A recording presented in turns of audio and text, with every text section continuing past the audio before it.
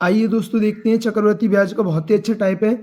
चलते हैं बिना कुछ देरी के। पहला क्वेश्चन है, किसी व्यक्ति ने कोई निश्चित राशि उधार ली और पहले वर्ष के अंत में 4,000 रुपये तथा दूसरे वर्ष के अंत में 7,700 रुपये का भुगतान करके इसे चुकाने के लिए तैयार हुआ।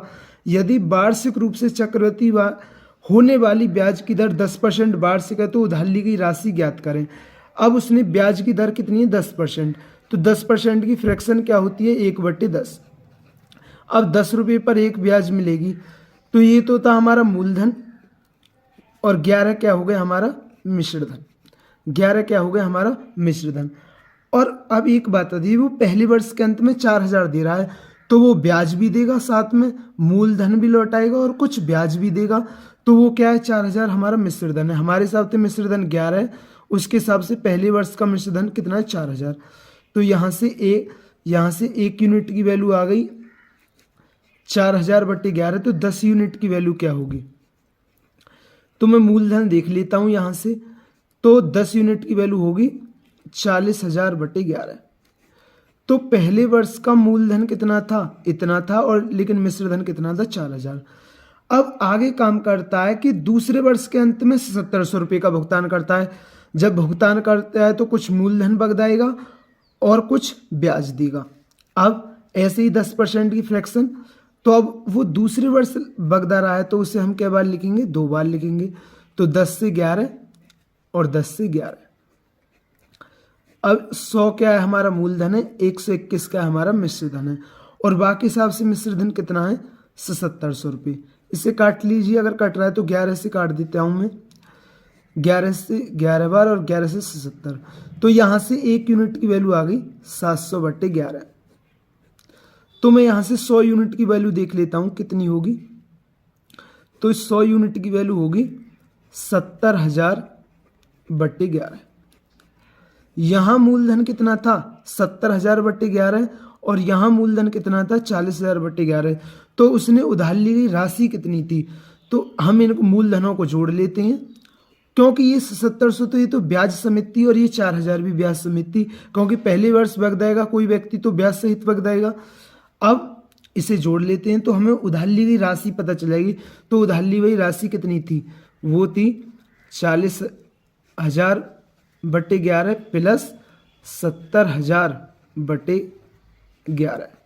हर समान है तो ये 40,000 और 70,000 कितने हो गए? 1,10,000 हो गए /11। 11 से काटेंगे तो आंसर क्या होगा? 10,000। तो उधार ली गई राशि कितनी थी? वो 10,000 थी। आइए इस टाइप पर एक और क्वेश्चन देखते हैं, जिससे ये क्वेश्चन आपके और अच्छी तरीका से क्लियर हो जाए। चलते हैं, सेकंड क्वेश्चन है इसी टाइप का। तो देखते हैं, क्वेश्चन है, एक व्यक्ति ने कुछ राशि उधार ली और एक वर्ष के अंत में 3,150 रुपये और दूसरे वर्ष के अंत में 4,410 रुपये का भुगतान करने पर सहमत हो गया। यदि चक्रवृद्धि ब्याज की दर 5% प्रति वर्ष है तो वह राशि क्या है? अब दर कितनी है? 5%। हम जानते हैं 5% की फ्रैक्शन क्या होती है? 1/20। तो पहले वर्ष के अंत में 20 मूलधन था, मिश्र धन कितना हो गया? 21। मूलधन 20 था, मिश्र धन कितना हो गया? 21। अब उसके हिसाब से मिश्र धन कितना है एक वर्ष का? वो है 3,150। अब देख लेते हैं कट रहा है कि नहीं। तो 21 एकन 21, 10 21 पंजे 105। तो मैं मूलधन निकाल लेता हूँ। 1 यूनिट की वैल्यू 150 है तो 20 यूनिट की वैल्यू कितनी होगी? तो 20 यूनिट की वैल्यू होगी 3,000। तो मूलधन कितना था? 3,000 था, लेकिन मिश्र धन कितना था एक वर्ष का? 3,150 रुपये। अब दूसरे वर्ष के अंत में 4,410 रुपये का भुगतान करता है। अब दूसरे वर्ष के अंत में तो 20 से 21, इसे अब 2 बार लिखेंगे क्योंकि 2 वर्ष है। अब ये मूलधन कितना था? 400 और मिश्र धन कितना था? 441। और क्वेश्चन के हिसाब से भी 4,410। तो 1 यूनिट की वैल्यू आ गई यहाँ से 10। तो 400 यूनिट की वैल्यू कितनी आ गई यहाँ से? वो आ गई 4,000। उसने पूछा है वह राशि कितनी थी? 3,000 ये थी राशि, 4,000 ये थी, तो राशि कितनी थी? वो 7,000। अब दोस्तों ये टाइप तो आपके क्लियर हुआ होगा। अब इसी पर आधारित एक और क्वेश्चन पूछा गया है, उसे भी देखते हैं। वो क्वेश्चन इनसे भी ज़्यादा हार्ड है, लेकिन उसे भी देखते हैं और अच्छा आपके ये टाइप और अच्छा क्लियर हो जाएगा। चलते हैं उस क्वेश्चन पर, देखते हैं। क्वेश्चन है अतुल 12,000 की राशि उधार लेता है। ये उसी से रिलेटेड टाइप है, लेकिन उनसे थोड़ा सा अलग है और उनसे थोड़ा सा हार्ड है, लेकिन आपको वीडियो पूरी देखनी है, आपके ये क्वेश्चन जरूर समझ में आएगा। अतुल 12,000 की राशि उधार लेता है और पहले वर्ष के अंत में 4800 रुपये और दूसरे वर्ष के अंत में 9240 का भुगतान करके इसे चुकाने के लिए तैयार होता है। वार्षिक चक्रवृद्धि ब्याज की दर ज्ञात करें। अब देखिए, पहले मैं क्वेश्चन को जमाता हूं। क्वेश्चन में इसमें द्विघात समीकरण बनेगी, लेकिन पहले मैं इसे जमा देता हूं, फिर उसके बाद मैं इसे ऑप्शन से बताऊंगा। आप देखिए, अतुल ने 12,000 की राशि उधार ली है, लेकिन पहले वर्ष के अंत में 4800 रुपये बगदाएगा, तो एक वर्ष का तो ब्याज हो जाएगा ना। तो एक वर्ष में राशि कितनी हो जाएगी?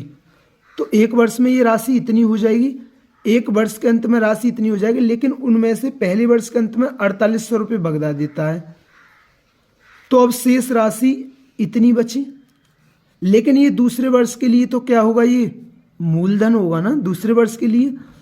अब वो क्या करता है, दूसरे वर्ष के अंत में 9240 का भुगतान करके इसे चुका देता है। अब एक वर्ष, पहले वर्ष के अंत में इतना धन बचा, अब ये दूसरे वर्ष के लिए मूलधन है, तो दूसरे वर्ष के अंत में धन कितना हो जाएगा? तो ये हो जाएगा 1 + r/100, क्योंकि हमें दर मालूम नहीं है। हमारे हिसाब से इतना धन देगा, और लेकिन क्वेश्चन के हिसाब से कितना देगा? क्वेश्चन के हिसाब से देगा 9240। जब आप इसको सॉल्व करेंगे तो यहां से r की वैल्यू 10% आ जाएगी, लेकिन इसमें द्विघात समीकरण बनेगा। तो आपको द्विघात समीकरण ना बनाकर इसे ऑप्शन से करना है। तो आपको बेसिक नहीं करना, लेकिन मैंने एक बार रख दिया है कि आप कहते कि द्विघात समीकरण कैसे बनती, तो मैंने वो बता दी, लेकिन अब आपको ये ऑप्शन से करना। अब मैं ऑप्शन से करता हूँ।